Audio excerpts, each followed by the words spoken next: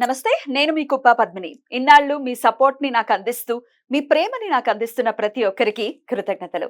ఇప్పుడు చూడబోతున్న ఈ వీడియో కూడా ఖచ్చితంగా మీకు ఉపయోగపడుతుంది. లైక్, షేర్ అండ్ సబ్స్క్రైబ్ చేసి మీ ఇష్టాన్ని అలాగే మీ సపోర్ట్ ని నాకు అందించండి. అలాగే ఈ వీడియో పట్ల మీ అభిప్రాయాన్ని కమెంట్ సెక్షన్ లో కమెంట్ చేసి నాకు తెలియజేయండి. నమస్తే, వెల్కమ్ టు అవర్ ఛానల్. నేను పద్మిని. ప్రస్తుతంతో పాటు ప్రముఖ ఆధ్యాత్మికవేత్త, సూర్యోపాసకులు, sun spiritual society founder Vikramaditya garu ఉన్నారు. మాట్లాడదాం. సార్ నమస్తే. సార్ సూర్యోస్మి తల్లి. దేవీ నవరాత్రుల్లో భాగంగా 7వ రోజు అమ్మవారిని ఏ రూపంలో కొలవాల్సి ఉంటుంది? నవదేవి సాంప్రదాయం ప్రకారం మీరు చెప్తూ ఉన్నారు ఏ రూపాలని కొలుచుకుంటాము అనేది చాలా అద్భుతంగా. అలాగే ఒక వెజిటబుల్ థెరపిస్ట్ గా ఏ వెజిటబుల్ ని ఖచ్చితంగా ఆ రోజు అమ్మవారికి సమర్పించి అది నివేదనగా సమర్పించి ప్రసాదంగా మనం స్వీకరించాలి అనేది కూడా చెప్తూ ఉన్నారు. మరి 7వ రోజు ఏ రూపం అంటే ఇప్పుడు నవదుర్గ అని సాంప్రదాయాలు మనం రకరకాల సాంప్రదాయాలు. ఒరిజినల్ గా ఆవిడ శక్తి, అవును, శక్తి రూపిణి. ఇక్కడంతా ఈ ఆశ్వీజ మాసం శరదృతు అంతా కూడా విపరీతమైనటువంటి కాస్మిక్ ఎనర్జీతో ప్రకృతి అంతా కూడా నిండి నిగిరీకృతమై ఉంది. అందుకని మనం ఎలా చూసినా అమ్మ పాదాలు పట్టుకుంటే తరింపజేస్తాం. ఇక్కడ మనం అమ్మని కాళహంత్రి అంటే కాలానికంటే రాత్రి కాలానికి ఆధిపత్యాన్ని వహిస్తూ ఉంటుంది. చీకటిగా ఉంటుంది అంటే ఎరుకుతో ఒకటి ఉండండి, జాగరూకులై ఉండండి. అంటే నవరాత్రులన్నీ కూడా మనం నిర్వహించేవన్నీ కూడా నవరాత్రులే. ఇందులో ప్రధానంగా ఇక్కడ 7వ రోజు సాంప్రదాయం ప్రకారం మనం కాళహంత్రిగా తీసుకుంటాం. అంటే కాలము, సమయము, అంటే కాలానికి అధిపతి ఈశ్వరుడు. ఆయన ధరించి ఉంది ఆవిడ. కాలము వేరు, ఆయన అంటే ఇద్దరు కలిస్తేనే శక్తి, కాలంతో కలిస్తేనే ఏదైనా జరుగుతుంది.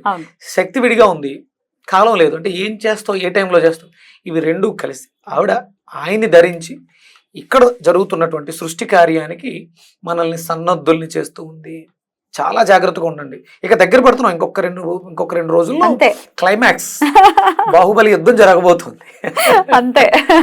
అంటే కాలుడు మహిషాసురుణ్ణి మర్దన చేయటానికి ఆవిడ సిద్ధపడుతోంది. జాగ్రత్తగా ఉండండి. అంటే మనలో ఉన్నాయి ఈ అరిషట్ వర్గాల్లో ఉన్నటువంటి ఆ దుష్ట శక్తుల్ని, దుష్ట గుణాలని రూపుమాపడం కోసం మిగతా జీవితం అంతా కూడా మనకు మళ్ళీ దీని తర్వాత ఆశ్వీజ మాసం తర్వాత వచ్చే మాసంలో స్వామి ఉద్భవం కార్తీకం. అసలు అంటే ఋషి ఎంత గొప్పవాడు మా అంతే. మనకి భారతదేశంలో ఇంత అద్భుతమైనటువంటి జ్ఞానం ఇంకెక్కడా లేదు భారతదేశంలో తప్ప.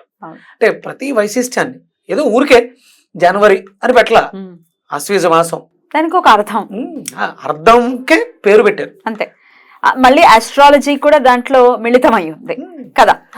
అది ఇప్పుడు ఇక్కడ మనం దీనిది ఆశ్వీజ మాసాన్ని తులారాశిగా తీసుకుంటాం. ఆశ్వీజ మాసం తులారాశి అంటే సూర్యుడు తులారాశిలో సంచరిస్తాడు కాబట్టి తులా సంక్రమణం. తుల అంటే ఇక్కడ ఆత్మకారకుడు, భాగస్వామ్యం. తుల అనేది భాగస్వామ్యాన్ని చెప్తూ ఉంటుంది. అన్యోన్యత, ఒక ఇద్దరు భాగస్వాముల మధ్య, అది వ్యాపారం కావచ్చు, వైవాహిక జీవితం కావచ్చు, భాగస్వామ్యాన్ని బలోపేతం చేయాలంటే ముందు సమన్వయం కావాలి. అది ఎక్కడ? శక్తి సమన్వయం. శక్తి సమన్వయంగా లేకపోతే ఎక్కువ తక్కువలు ఉన్నాయి అడ్జస్ట్మెంట్లు, అప్పుడు ఆధిపత్యం పోరొస్తుంది. అంతే. ఇక్కడ అర్ధనారీశ్వర తత్వం అని చెప్తున్నారు. మళ్ళీ సమయం అంటే స్త్రీ శక్తి అయితే భర్త సమయం అవుతాడు. సమయానికి అన్ని బయటకు వెళ్ళి తీసుకొచ్చి ఇస్తూ ఉంటాడు.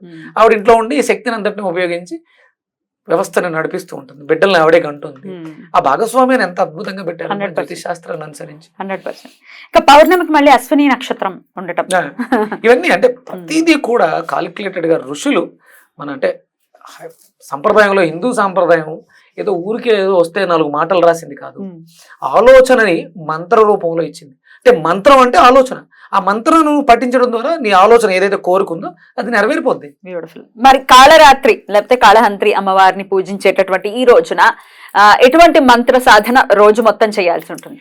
యాదేవి సర్వభూతేషు కాళహంత్రి రూపేణ సంస్థిత నమస్తస్యై నమస్తస్యై నమస్తస్యై నమో నమః.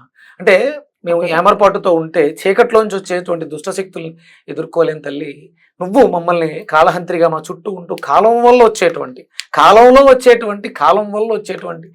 చిక్కుముడుల నుంచి మమ్మల్ని రక్షించు, నీ పాదాలే మాకు శరణం అని వేడుకోవడం. అద్భుతం.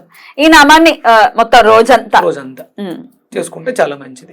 ఎలాగో 7వ రోజు అంటే సరస్వతీదేవిని పూజిస్తూ ఉంటారు. క్వైట్ ఆపోజిట్ కాళరాత్రి లేకపోతే కాళహంత్రి అనుకుంటే కనుక చీకటి కదా. అజ్ఞానం చీకటిగా ఉంది. మ్మ్. సరస్వతి వస్తే తెల్లటి బట్టలు వేసుకుని జ్ఞానం. ఆయన అద్భుతమైనటువంటి మృదంగంతో నాదస్వరం చేస్తూ జ్ఞానాన్ని ఇచ్చింది, బ్రైట్నెస్. అంతే. ఆవిడ వేడుకోవడం అంటే ఈ కాలం అంటే చీకట్లోంచి మమ్మల్ని వెలుగులోకి నడిపించు.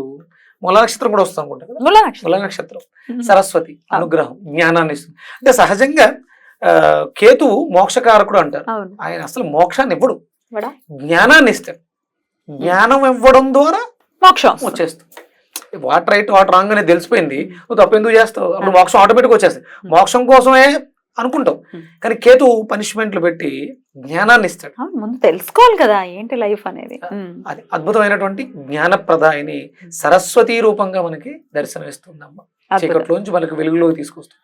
మరి కాళరాత్రి అమ్మవారిని గనక పూజిస్తే ఎటువంటి గ్రహ శాంతి జరుగుతుంది అనుకోవచ్చు? ఇది అంటే చీకటికి ఆధిపత్యాన్ని, నలుపుకి ఆధిపత్యాన్ని ఎవరిచ్చారమ్మా? శని భగవానుడు. శనేశ్వరుల వారు. మనకి అంటే ఇక్కడ నీలం చెప్పాం, పైకెళ్తులోకి సహస్రార చక్రానికి క్రౌన్, విపరీతమైనటువంటి డివైన్ ఎనర్జీ. మనకి ఇక్కడ పింక్ కలర్ ఉంటుంది హృదయం దగ్గర, ఇది గ్రీన్ కలర్, పింక్ కూడా ఉంటుంది. ఇది మ్యాన్ లవ్, ఇది డివైన్ లవ్. అపరిమితమైనటువంటి అంటే మీలో ఉన్నటువంటి ప్రేమ పరిణితి చెందితే పరిమితులు ఉండవు. ఇంకా పరిణితి చెందినటువంటి ప్రేమ పరిమితులు లేని దాన్ని ఇస్తూ ఉంటుంది, అపరిమితమైనటువంటి ప్రేమను ఇస్తుంది, కంపాషన్ ఇస్తుంది, డివైన్ లవ్ ఇస్తుంది. సో అందుకే కదా సహస్రారం ఓపెన్ అయిన వాళ్ళు ఇంకా సిద్ధులే కదా వాళ్ళు. అంతే, వాళ్ళకి ఇంకా ద్వేషాలు ఇవన్నీ ఏవి ఉండవు. అందరూ మన ప్రశాంతంగా వాళ్ళే. ఉంటారు. యా, అన్ని నాదే అని అనుకుంటారు కదా, అంతా నాదే అంతా మనదే అని. రైట్, అద్భుతం. సో అప్పుడు శనిగ్రహ దోషాలు ఉన్నవారు కూడా కాళరాత్రి అమ్మవారిని పూజించుకోవచ్చా?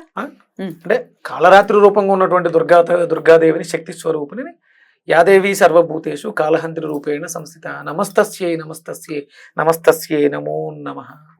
ఇక వెజిటబుల్ కూడా చెప్తూ ఉన్నారు కాబట్టి ఏ వెజిటబుల్ ని అమ్మవారికి నివేదించి తద్వారా అంటే దాన్ని మనం మళ్ళీ జ్యూస్ కింద స్వీకరించచ్చు సార్? సహస్రార చక్రానికి సంబంధించింది కాబట్టి నిమ్మకాయకి సంబంధించినటువంటి ప్రసాదాన్ని, నిమ్మకాయని మళ్ళీ శనికి కూడా చెప్తారు కదా. 100% దానికి అమ్మవారికి చాలా ప్రీతి నిమ్మకాయలు అంటే కూడా. నిమ్మకాయలు దండకు కూడా వేస్తాం. మీరు వీలైతే నిమ్మకాయలు దండగా వేయండి, వాటిని మనం మళ్ళీ జ్యూస్ గా కూడా తీసుకోవచ్చు. నిమ్మకాయ చిన్న చిన్న ముక్కల కింద కట్ చేసేసి జ్యూస్ చేసి కొంచెం మిరియాల పొడి అది వేసి అమ్మవారికి నివేదన చేసి ఆ జ్యూస్ మనం స్వీకరించవచ్చు. అది ఏదైనా ఇప్పుడు చెరుకు రసంతో తాగొచ్చా? హ్యాపీగా కొంచెం బెల్లం కలుపుకోండి, తేనె కలుపుకోండి, ఇబ్బంది ఏమి లేదు. ఇంకా బాగుంటుంది అసలు, బోల్డ్ అంత టేస్ట్. ఇంకా తొక్కలతో సహా వేయాలి. తొక్కలతో సహా. రైట్, అద్భుతం. తద్వారా అమ్మవారి అనుగ్రహాన్నే కాదు శనిగ్రహ దోషాలు కూడా ఖచ్చితంగా నివృత్తి అవుతాయని చెప్తున్నారు. సహస్రారాన్ని సూచించేటటువంటి శక్తి అంటే అపారమైనటువంటి శక్తి, ఇంకా మాటలు లేవు. అద్భుతం సార్. మన శరీరంలో ఉన్నటువంటి సచక్రాలకి రారాజు సహస్రారం 100%. అద్భుతమైనటువంటి ఎనర్జీ పైనుంచి కిందకి అలా వెళ్ళిపోతూ మూలాధారాన్ని శక్తివంతం చేస్తుంది. కావాల్సిన కోరికలన్నిటిని ఏ కోరిక కోరుకుంటే ఆ కోరిక. అంటే ఇప్పుడు సాధారణంగా చెప్తారు, అంటే ప్రధానమంత్రిని అయిపోవాలంటే అయిపోతావు, 100% అయిపోతావు, నో డౌట్. సహస్రారం యాక్టివేట్ అంటే నీకు ఆ ఆలోచన, నీకు నిజంగా అర్హత ఉందా, నువ్వు సాధన చేయి, అయిపోతావు. అవ్వకపోతే అడుగు, నో డౌట్. నువ్వు ఏ కోరిక కోరుకుంటే నువ్వు బిలీనియర్ కావాలవుతావు. దానికి ఏమీ లేదు, ఆలోచన వచ్చింది, ఆలోచనని మంత్రంగా మార్చు, మంత్రాన్ని శరీరాన్ని యంత్రంగా మార్చుకుని సాధన చేయి, అవ్వకపోతే అడుగు. సూపర్. ఇలా ఎప్పుడు మాట్లాడరు యాక్చువల్ గా, అంటే ఇంత కాన్ఫిడెంట్ గా. నా ఉద్దేశం ఖచ్చితంగా జరుగుతుంది అనేది. అద్భుతం సార్, చాలా బ్యూటిఫుల్ గా ఎక్స్ప్లెయిన్ చేశారు. అది ఆ సహస్రార సాధన చేయడం అంత ఆషామాషి విషయం ఊరికే ఎదురదు. ఈ రోజు మనకి మోడీ గారు ప్రధానమంత్రి అయిపోయారు అంటే ఊరికే ఏం అవ్వలేదు, చాలా సాధన చేశారు. నీలో కూడా ఇప్పుడు ఆయన సామాన్య మానవుడు టీ అమ్ముకునే స్థితి నుంచి ఈ రోజు ప్రధానమంత్రి ఆయన అనుకున్నాడు, దానికి తగ్గట్టుగా ప్రయత్నం చేశాడు, అయి తీరాడు. మనలో కూడా ఉన్నారు సామాన్య మానవులే కదా, ఎమ్మెల్యేలు ఎంపీలు అవుతున్నారు. సాధన మీరు చెయ్యండి, అయి తీరుతారు. కోట్లు కావాలో కోట్లు వస్తాయి, ఏం కావాలో అది వస్తుంది. సాధన చేయండి, చెయ్యండి.